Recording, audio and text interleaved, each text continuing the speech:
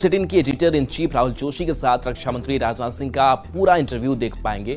देखिए आज रात 8 बजे न्यूज 18 पर।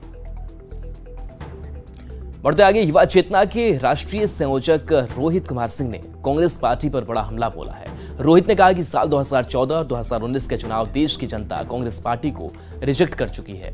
2024 में भी जनता कांग्रेस पार्टी को खारिज करने जा रही है। रोहित सिंह ने कांग्रेस के घोषणा पत्र को छलावा बताते हुए कहा कि जिन्होंने खुद अपने शासनकाल में महिला, युवा, किसान और गरीब की चिंता नहीं की, आज वो चिंता करने का ढोंग कर रहे हैं। कांग्रेस पार्टी के घोषणा पत्र को 2014 में भी रिजेक्ट किया था, 2019 में भी रिजेक्ट किया था और आने वाले 2024 के आम चुनावों में देश की सम्मानित जनता कांग्रेस पार्टी के घोषणा पत्र को रिजेक्ट करने जा रही है। देश की जनता को बस एक ही आकांक्षा है कांग्रेस के नेतृत्व से, कांग्रेस के अध्यक्ष मल्लिकार्जुन खड़गे जी से, कि कांग्रेस नेतृत्व यह घोषणा करे अपने घोषणा पत्र में कि कांग्रेस आने वाले समय में शाही परिवार को कांग्रेस पार्टी से बाहर निकाल देगी। जब तक यह शाही परिवार कांग्रेस पार्टी से बाहर नहीं निकलेगा, मुझे लगता है कि कांग्रेस पार्टी का कभी भला नहीं हो पाएगा। झारखंड में मिशन 14 को सफल बनाने के लिए बीजेपी कार्यकर्ताओं ने प्रचार अभियान तेज कर दिया है। इसके लिए नुक्कड़ नाटक और लोक संगीत का भी सहारा लिया जा रहा है। बीजेपी के दफ्तर में गीत संगीत से साराबोर नुक्कड़ मंडली में सभी का ध्यान खींचा। यही नुक्कड़ नाटक मंडली हिंदी के साथ साथ खोटा भाषा में मतदाताओं को बीजेपी की नीतियों की जानकारी देगी। ज्यादा जानकारी दे रहे हैं न्यूज 18 संवाददाता संजय सिन्हा। बीजेपी का मिशन 400 पार नहीं इतना आसान, सब कुछ फील्ड में लगाना पड़ता है, जनता को बताना पड़ता है, तब जाकर कहीं एक सीट नसीब होती है। लेकिन इस बार देख रहे हैं कि रांची में बीजेपी ने किस तरीके से नुक्कड़ नाटक करते हैं, कलाकार होते हैं, वो जनता के बीच जाएंगे, बीजेपी की नीतियों को बताएंगे, योजनाओं की जानकारी देंगे और लोगों को अवेयर करेंगे। उनको बताएंगे कि मोदी जी अपने कार्यकाल में कितना काम किए हैं, जैसे आयुष्मान कार्ड दिए, गरीबों को बिजली दिए, पानी दिए, सड़क दिए, रोजगार दिए, है कि नहीं। तो इस बार अगर मोदी जी को फिर से अगर आप जिताते हैं तो जिस प्रकार अयोध्या में राम मंदिर बना, कश्मीर पंडितों को भगाया गया, उसका बदला लिया गया, 370 हटाया गया, उसी प्रकार मोदी जी को फिर से लाइएगा। अब की बार 400 पार हमने ठाना है, अब की बार 400 पार हमने ठाना है, घर घर में कमल को खिलाना है, घर घर में कमल को खिलाना है। अब की बार 400 पार हमने ठाना है, अब की बार 400 पार हमने ठाना है, घर घर में कमल को खिलाना है, घर घर में कमल को खिलाना है। इसमें मोदी जी को लाना है, इस 24 में मोदी जी को लाना है, घर घर में कमल को खिलाना है। चलेगा सीरियस संवाद, बल्कि सीरियस संवाद के साथ साथ जॉली मूड के साथ साथ लोगों को यह भी बताया जाएगा कि वास्तव में बीजेपी की ओर से कि मोदी जी ने क्या क्या किया है, किन किन योजनाओं को धरातल पर उतारा है, बताकर नहीं लेकिन गाकर। कैमरामैन संत के साथ संजय कुमार सिन्हा, न्यूज 18 रांची। पूर्व ऊर्जा मंत्री लालचंद महतो का निधन हो गया है। उनका पार्थिव शरीर झारखंड विधानसभा में रखा गया। विधानसभा अध्यक्ष रविंद्रनाथ महतो ने पार्थिव शरीर पर पुष्प अर्पित कर शोक जताया। विधानसभा अध्यक्ष ने कहा कि दिवंगत लालचंद महतो का नाम झारखंड के इतिहास में स्वर्ण अक्षरों में लिखा जाएगा।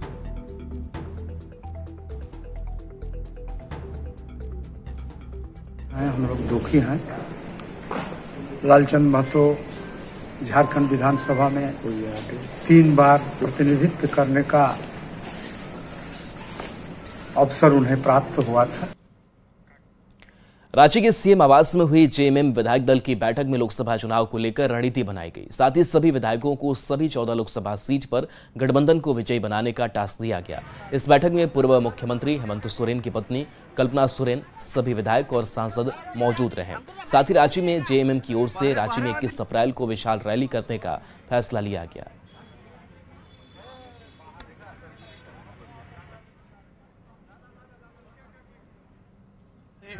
जो जहां भाजपा के विरोधी दल हैं उनको समाप्त करने की एक साजिश चल रही है, लोकतंत्र के साथ खिलवाड़ हो रहा है, संविधान के साथ खिलवाड़ हो रहा है। तो आज जरूरत है हमारे इस राज्य से 14 की 14 सीटें जीतकर हम इंडिया गठबंधन को हम मजबूत करे। निर्वाचन का आगाज जो है प्रचार का 21 तारीख को रांची में झारखंड मुक्ति मोर्चा के उलगुलान रैली से होगा और ये उलगुलान रैली इस देश को बचाने के लिए हेमंत सोरेन जी के साथ हुए अत्याचार के खिलाफ और लोकतंत्र को बचाने के लिए एक बड़ा संदेश होगा। दादा थोड़ा जोर से नहीं सुना। 21 अप्रैल को हम लोग का पार्टी का रैली होगा। टीवी थोड़ा नीचे की जाएगी। जिसके चलते तैयारी का ये बैठक था और उस बैठक में हम लोगों ने ये निर्णय लिया है यही पे तुम लोग कि ये जो आने वाला लोकसभा चुनाव है फिर विधानसभा चुनाव है, हम लोग जनता के बीच जाएंगे तो निश्चित रूप से जो है अपनी बातों को हम लोग रखेंगे। इसलिए 21 अप्रैल का रैली रांची में होने जा रहा है। गोड्डा के पोड़ैया हाट में शैलेंद्र भगत हत्याकांड पर सियासत गरमाती दिख रही है। मृतक के परिवार के सदस्यों से बीजेपी सांसद निशिकांत दुबे ने मुलाकात की। साथ ही विधायक प्रदीप यादव पर अपराधी को संरक्षण देने का आरोप लगाया। इधर निशिकांत के आरोप पर प्रदीप यादव ने भी पलटवार किया है और हत्याकांड के आरोपी को बीजेपी में शामिल कर संरक्षित करने का आरोप बीजेपी सांसद पर लगा दिया है। बता दें कि आपसी रंजिश में हत्या की आशंका जताई जा रही है। वहीं नामजद आरोपी अभी तक पुलिस की गिरफ्त से बाहर है, जिससे लोगों में नाराजगी दिख रही है। में कैद हुआ, वो यहाँ के स्थानीय विधायक के गांव का अपराधी और निश्चित तौर पर कोई न कोई कनेक्शन है जिसके कारण संरक्षण है। मुझे पता चला, जो पुलिस ने बताया मुझे, कि जब उस मोटरसाइकिल को ढूंढते हुए लोग गए तो वो विधायक जी के गांव तक वो मोटरसाइकिल पहुंचा। पोड़ैया हाट में प्रदीप यादव की हत्या हुई थी आज से 7-8 साल पहले। बीच चौक पर प्रदीप यादव नाम के एक शख्स का गोली मारी थी। मारने वाला गुड्डा का ही बदमाश था। जो शख्स आज कह रहा है उसी शख्स ने उसको अपने जिला का महामंत्री बना दिया, गोली मारने वाले को। उनको कहने का कहाँ हक है?